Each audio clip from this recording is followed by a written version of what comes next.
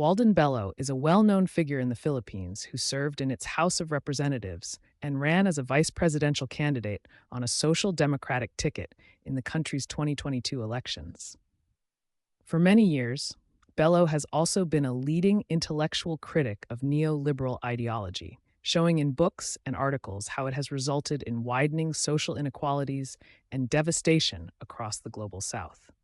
When Bello was given a Distinguished Human Rights Award from Amnesty International in 2023, has gave a speech calling for the indictment at the International Criminal Court (ICC) of the bureaucrats and technocrats of the International Monetary Fund (IMF) and World Bank and ideologues of neoliberalism at the University of Chicago.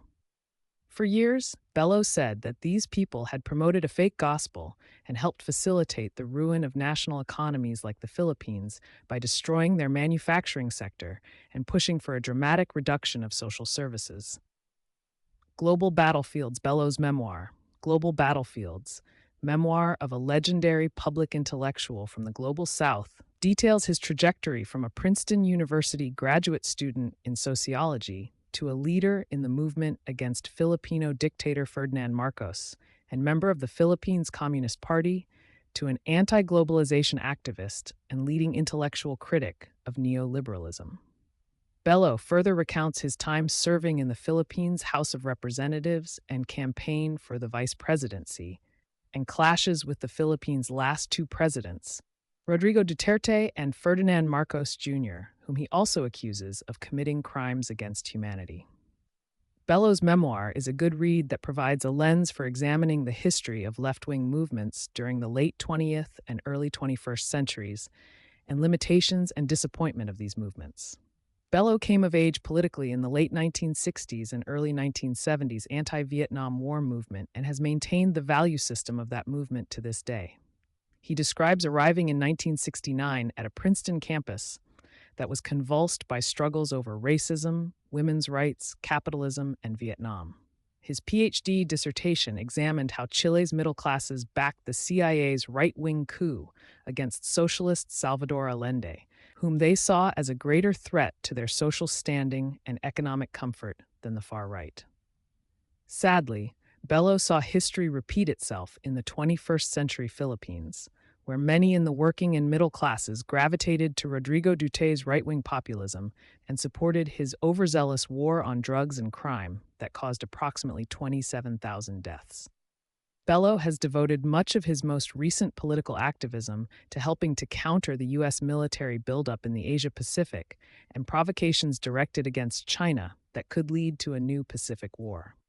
While Bello is critical of Chinese land grabs in the South China Sea, he views those actions largely as defensive and a response to the aggressive U.S. military encirclement of China. Bello laments how Duterte and Marcos Jr. have allowed for the expansion of U.S. military bases in the Philippines that could be used as a launching pad for attacks against China. Anti-Marcos struggle and critical perspective on Philippines left. Perhaps one of the most valuable aspects of Bello's memoir is the critical perspective he provides about the Philippines left and some of the tactical errors that it made, which led to its marginalization. Bello says that one of the biggest mistakes was to remain an observer rather than a direct player in the mid-1980s uprising that toppled Filipino dictator Ferdinand Marcos, who had been supported for 2 decades by the U.S. The Communist Party of the Philippines, CPP, decided to boycott the elections that replaced Marcos, and later devoured its own by carrying out a violent purge to which Bello himself nearly fell victim. Bello had been inspired by the writings of Jose Maria Sison, a CPP theoretician with whom he later broke over his support for Duterte after the CPP had collapsed. Bello describes in his memoir his devotion to the party, which adopted armed struggle against the Marcos dictatorship. Living in Washington, D.C., Bello was part of a network of party cadres that lobbied the U.S. Congress to cut off aid to Marcos and tried to raise public awareness about Marcos's brutality. In 1981, Bello's group staged a protest of Ferdinand's wife Imelda when she attended a piano concert at the Kennedy Center in Washington. They further staged sit-ins at the Philippines consulate in San Francisco and carried out comedy skits lampooning the Marcoses' greed and venality in public squares and in the lobby of IMF offices and other agencies that supported them.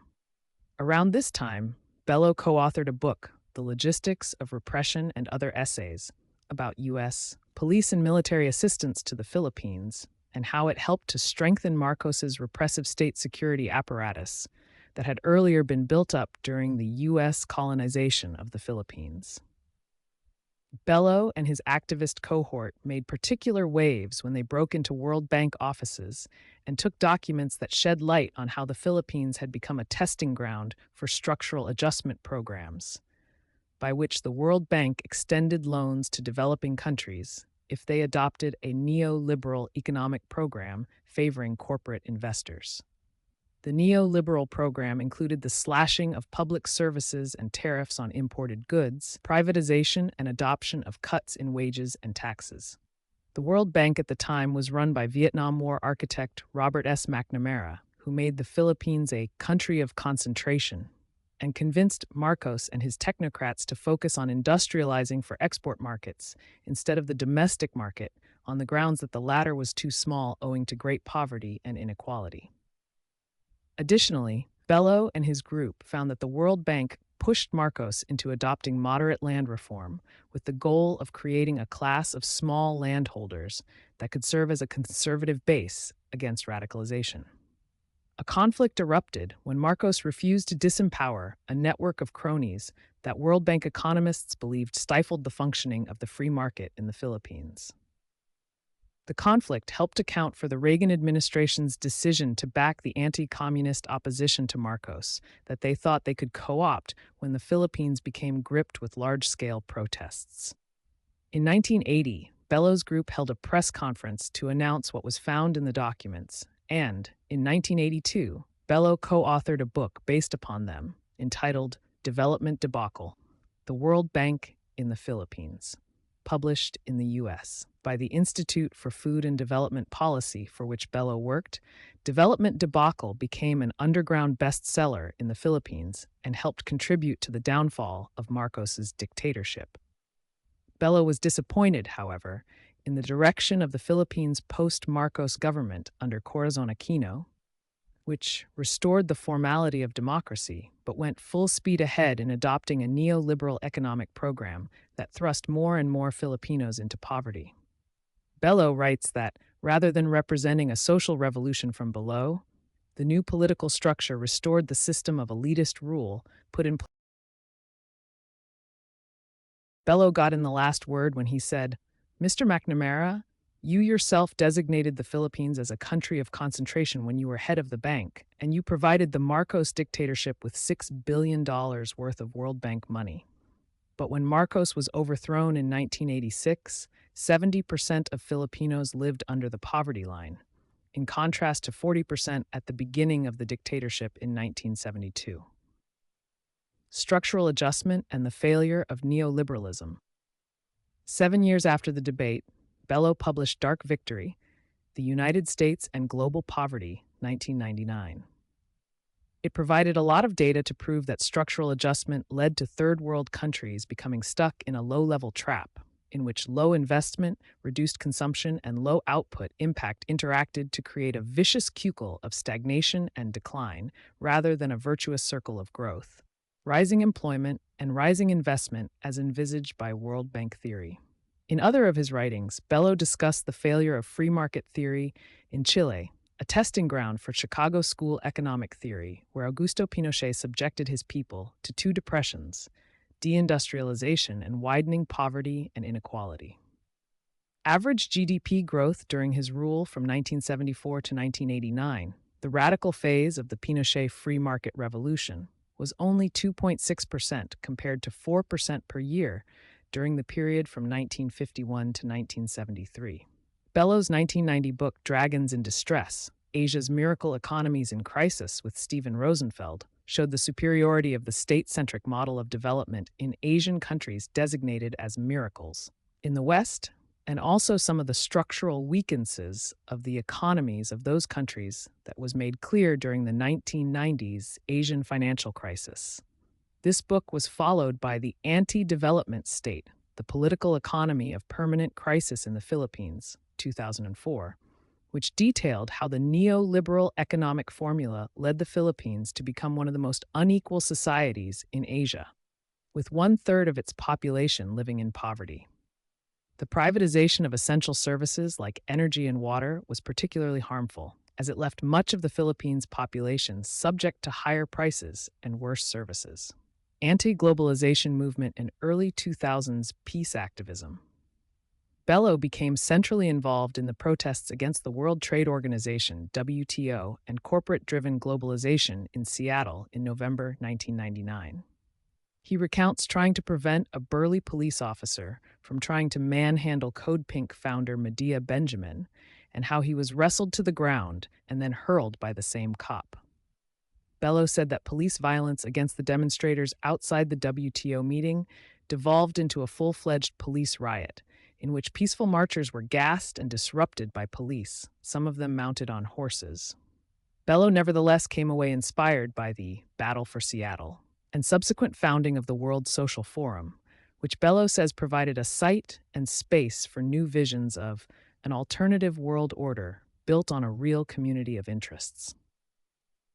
Unfortunately, the prospects for social change were dampened by the 9/11 attacks and the fear of terrorism that they engendered, propelling support for the US-led global war on terror. Just prior to the 2003 US invasion of Iraq, Bello was part of a peace mission to Baghdad, where he met with university students who were ready to fight against the Americans, telling Bello that we've been invaded by many armies for thousands of years, and those who wanted to conquer us always said they wanted to liberate us, as George W. Bush had claimed to want. In August 2006, Bello traveled to Beirut, where he witnessed whole neighborhoods that had been flattened in bombings by the Israel Defense Forces, IDF. Bello was haunted by the images of a teddy bear, child stroller, and books which he came across in the rubble.